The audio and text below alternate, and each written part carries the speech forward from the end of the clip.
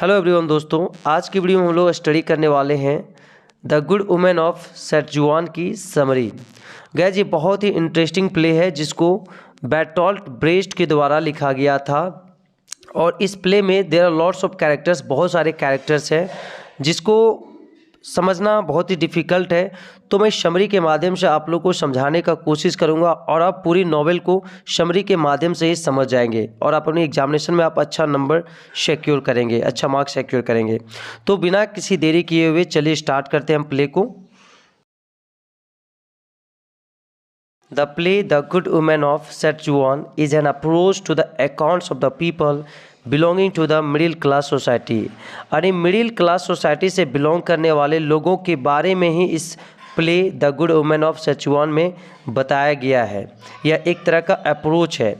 The play begins with a water seller named Wang. Play का शुरुआत होता है एक वाटर सेलर से जिसका नाम वैंग होता है। He explains to the audience that he is on the border of the town and awaiting the appearance of some important God's.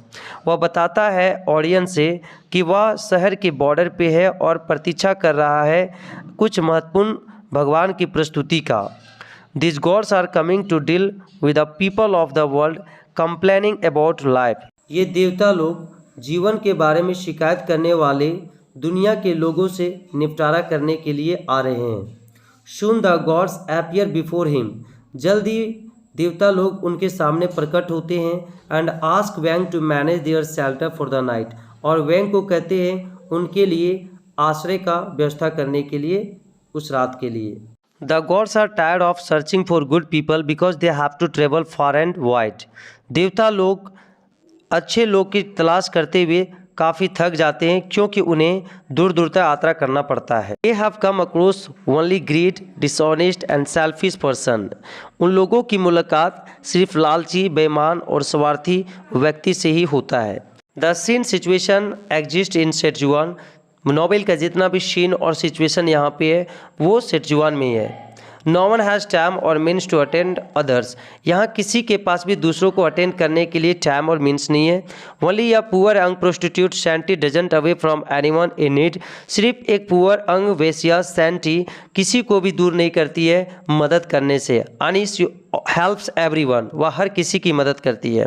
Although she was going to search of her customer. हालांकि वो अपने customer की खोज में कहीं जा रही होती है फिर भी she decide to attend the gods. वह देवताओं लोगों का ख्याल रखने का फैसला लेती है उन्हें एक रात के लिए यानी रात के लिए शेल्टर देकर अपने खुद के घर पे।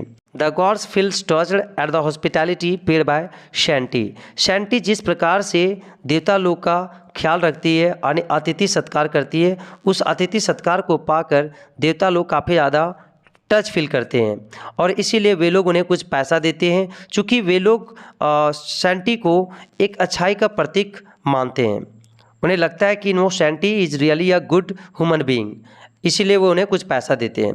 Shanty buys a tobacco shop with that very money given by the gods in the form of gift। यानी भगवान के द्वारा गिफ्ट के रूप में दिए गए पैसे की मदद से शैंटी एक तंबाकू का दुकान खरीदती है। Now the god thinks that Shanti can be able to maintain her goodness with their help। अब देवता लोग सोचते हैं कि उनकी मदद से शैंटी अपने अच्छाईपन को मेंटेन करने में सक्षम हो जाएगी। If she passes in the trials of god their confident in humanity could be restored. अगर वह भगवान की इस परीक्षा में पास कर जाएगी तो उनका जो कॉन्फिडेंट है मानवता में उसको पुनर्स्थापित किया जाएगा। Although Shanti tries to come up to the expectation of God, at her generosity turns her small shop into an overcrowded place of nasty crime। हालांकि शैंटी भगवान की उम्मीदों पर खरा उतरने की कोशिश करती है फिर भी उसकी उदारता उसे एक छोटी सी दुकान को घिनौने अपराध की भीड़भाड़ वाली जगह में बदल देती है।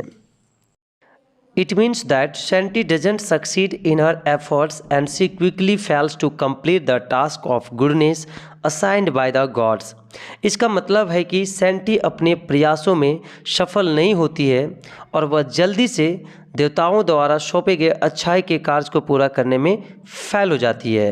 She is forced to invent her cousin Shweta as a protector of her interest.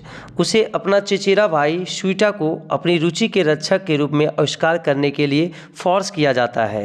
She puts on या male dress and disguises herself in the role of Shui Ta. वह एक पुरुष का कपड़ा पहन लेती है और अपने आप को स्वीटा के रोल में भेष बदल लेती है। Shui Ta arrives at the shop and explains to the customer that his cousin has gone out of town on a trip. स्वीटा क्या करता है, अरे वही शैंटी स्वीटा दुकान पे पहुंचता है और कस्टमर को बताता है कि उसका जो चचेरी बहन है वो शहर से बाहर ट्रिप पे गई हुई है। At first स्वीटा appears only when Shanti is in a miserable situation. At first सबसे पहले स्वीटा जो होता है वो प्रतीत होता है सिर्फ तभी जब शैंटी माइजरेबल स्थिति में होती है। But as the action of the play develops, जैसे ही प्ले का एक्शन डेवलप करता है, she becomes unable to keep up with the demand made on her. वह उस पर की गई मांग को पूरा करने में असमर्थ हो जाती है। She is overwhelmed by the promises she makes to others. वह दूसरों से किए गए वादों से अभिभूत होती है। एज अ रिजल्ट, परिणाम स्वरूप, she intentionally needs her cousin services for longer period until her true personality come to light. उसे जानबूझकर लंबे समय तक अपने चचेरे भाई की सेवाओं की जरूरत पड़ती है जब तक कि उसका असली व्यक्तित्व सामने नहीं आ जाता। It seems that only Sweta is mad to survive in the world in which they live. ऐसा लगता है कि जिस दुनिया में शैंटी रहती है उसमें जीवित रहने के लिए केवल स्वीटा ही बने रहना है। दोस्तों यहाँ पे शैंटी स्वीटा बनकर ही रह रही है और स्वीटा बन के ही सारे काम को कर रही है। तो इसीलिए यहाँ पे बताया जा रहा है कि ऐसा लग रहा है कि यह जो दुनिया है उसमें उसे जीवित रहने के लिए केवल स्वीटा ही बने रहना है। Very soon, Sweeter develops the shop into a full-fledged tobacco factory where many employees work. बहुत जल्द वह दुकान को एक पूर्ण तंबाकू कारखाने के रूप में विकसित कर लेती है जहाँ पे बहुत सारे एम्प्लॉयज़ लोग काम करते हैं। During the course of time, Shanti meets an employed youth named Shan who is about to hang himself. समय के दौरान शैंटी शन नामक एक बेरोजगार युवक से मिलता है जो खुद को फांसी लगाने वाला होता है। Shanty prevents him from doing so and both of them quickly fall in love. Shanty उसे वैसा करने से मना करती है, रोकती है और दोनों बहुत जल्द एक दूसरे के प्यार में पड़ जाते हैं। Shen Te quickly becomes pregnant with his child. Shen Te तुरंत शन के बच्चे से प्रेग्नेंट हो जाती है। At last one of the employers hears the cry of Shen Te. अंत में एम्प्लॉयों में से कोई एक शैंटी की आवाज़ को, रोने की आवाज़ को सुनता है, परंतु व्हेन एंटर, जब वो अंदर प्रवेश करता है, he doesn't see her there, वह वहाँ पे शैंटी को नहीं देखता है। The employ ask him where Shen Te is. Employer दरअसल वहाँ पे जो एम्प्लॉय होता है वो स्वीटा को देखता है, तो वो उससे पूछता है कि शैंटी कहाँ है, मैंने उसकी आवाज़ को अभी सुना है रोते हुए। Then Shui Ta fails to prove where she is. तो स्वीटा जो होता है वो असक्षम हो जाता है यह साबित करने में कि वो कहाँ है, यानी शैंटी कहाँ है। Thereafter, Sweta is taken to the court on the charge of having or possibly murdered his cousin. तब उसके बाद स्वीटा को कोर्ट ले जाया जाता है उसकी अपनी चचेरी बहन के हत्या के आरोप में, कि शायद उसी ने उसका हत्या किया है। इस आरोप में उसे कोर्ट ले जाया जाता है। The clothes of Shen Te lying on the spot make town's people more suspicions. Shen Te का जो कपड़ा उस जगह पे जो पड़ा हुआ था उससे शहर के लोग और भी सस्पिशियस हो जाते हैं। The trial of the case is conducted in the court and during this process the gods appear in the dress of the जज। मामले की सुनवाई शुरू की जाती है और इस प्रक्रिया के दौरान भगवान लोग जज के ड्रेस में वहाँ प्रकट होते हैं।